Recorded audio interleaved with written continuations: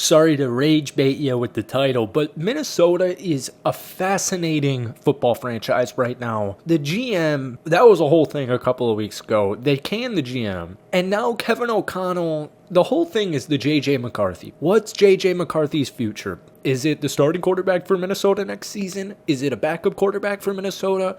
Is he on a completely different team? What's gonna happen? And so I've made like 3 Will Upton videos on this topic. I've made like 2 or 3 videos about Minnesota this season on this channel. We've been doing this channel for like a month, and we keep having the same damn conversation because this man, Kevin O'Connell, is starting to actually frustrate me. He kind of frustrates me. He's got this kind of coach speak thing going where he's unbelievably vague to protect other people, and it is just so confusing. So a minute in, here's what he said today. All right. This is per Cypher ESPN. Vikings head coach Kevin O'Connell, if he still views J.J. McCarthy as a franchise QB. A lot of those feelings are still the same. It's just the timeline is in a different place for all of us than it was in 2024.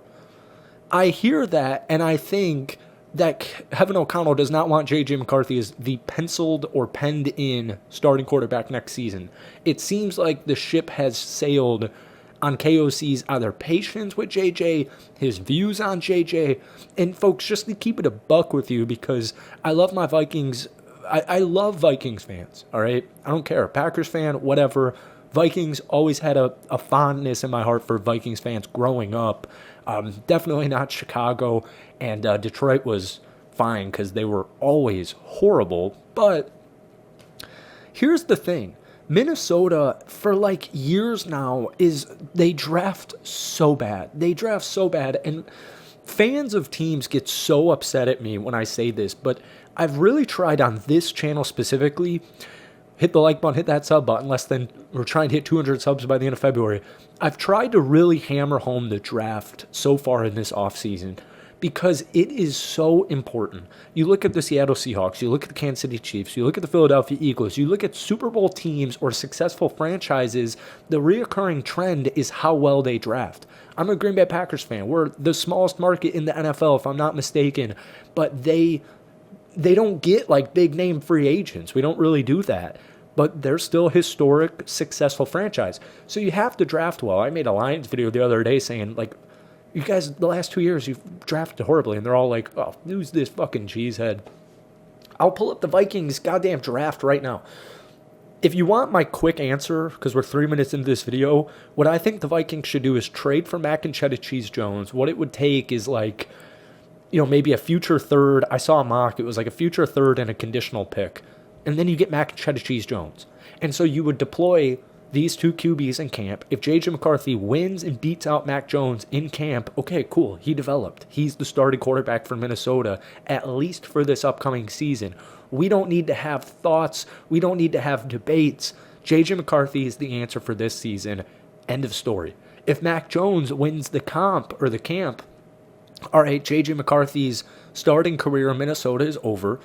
They might even look to ship him off, but that's probably more long-term.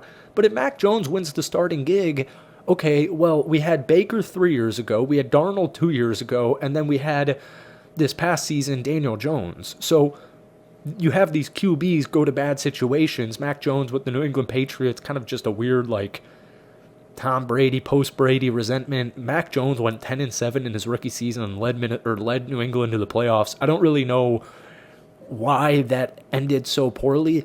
The biggest issue, if the Vikings want to go into this route, is San Francisco, it just really doesn't, they don't want to trade Mac Jones. He went 5-3 as the starter for San Francisco this past season. They just don't want to trade him. Here we go, Vikings draft.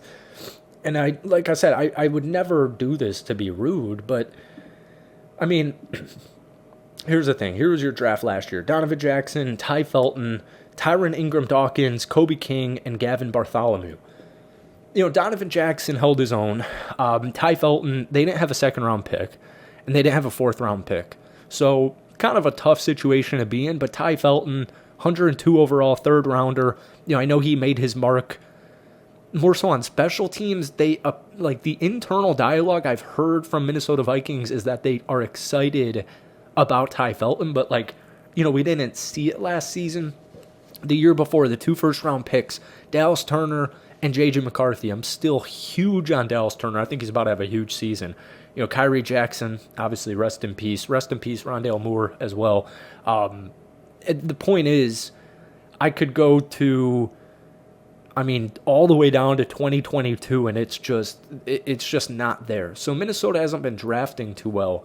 And that quote, a lot of those feelings are still the same. It's just the timeline's a different place for us all than 2024.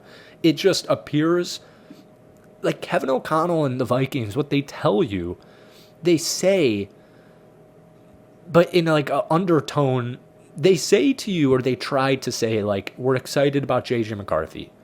Like, we like J.J. McCarthy.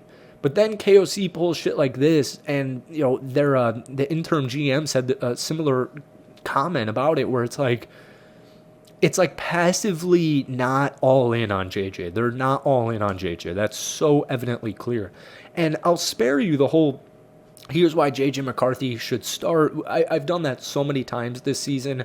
Minnesota's in a precarious spot. They're over $43 million in cap. Now, the way their contracts are structured, it does not appear to be an issue for Minnesota to do that, or they've got to spend like $40 million, like half of the NFL this year.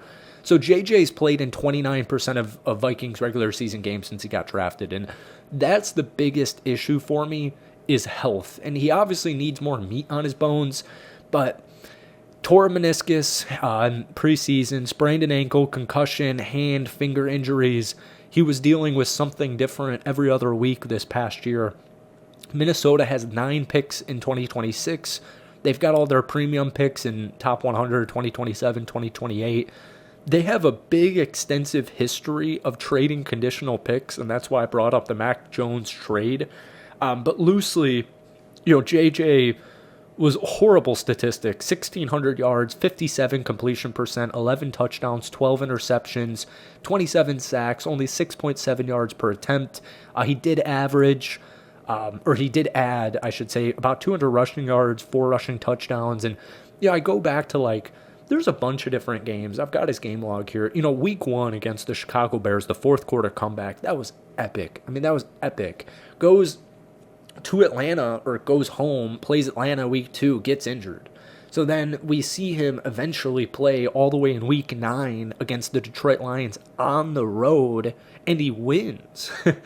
He looked good. He went 2 touchdowns, 1 interception, throwing, adds a rushing touchdown, another 3-touchdown game, just like week 1 against Chicago. And then there's a lot of stinkers in here. That game against the Green Bay Packers, the first one, not the finale. But then, 3 touchdowns, was it 4? 3 touchdowns against the Washington Commanders in a 31-0 shutout. Yeah, Commanders sucked last season. Their defense sucked all year. We knew their defense was going to suck. It's hard to shut out teams in the NFL. He did what he needed to do. 70% completion rate. He looked good against Dallas. And then, they ended on a 4-game winning streak. I think it might have even been 5, but Brosmer got the start over the Lions. Who won that football game? I feel like Minnesota won that football game. But anyways, I've done the whole spiel on I think J.J. McCarthy can work. I was very frustrated with Kevin O'Connell's play calling throughout the duration of last season, no matter who the starting quarterback was, but specifically J.J. McCarthy. And my biggest knock on this whole quarterback carousel drama is I don't really know who Kevin O'Connell would prefer, other than, like I said, I think Mac Jones would be the very simple answer here for this team. Some quarterbacks would be Kirk Cousins, Malik Willis, a Tua trade, a Kyler trade, Kenny Pickett, Geno Smith trade. I hate them all. Tua in Minnesota, just as a fan's perspective, that would be interesting. I like Tua. I know he has limitations, and I'm not sure you could win a Super Bowl with Tua as your starting quarterback, but maybe with Kevin O'Connell calling the plays. Kyler Murray's always been an intriguing QB to me, but I do think he is too small. I think he's just too small. He's getting up there in age.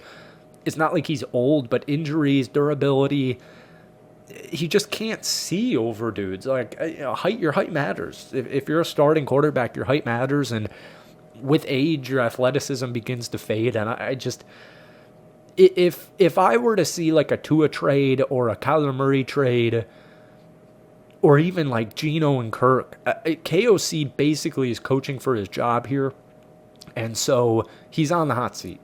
He's definitely on the hot seat. They need to make the playoffs, and they need to make the playoffs. Otherwise, I do think Kevin O'Connell's time in Minnesota could be coming to an end. But none of those QBs really do anything for me.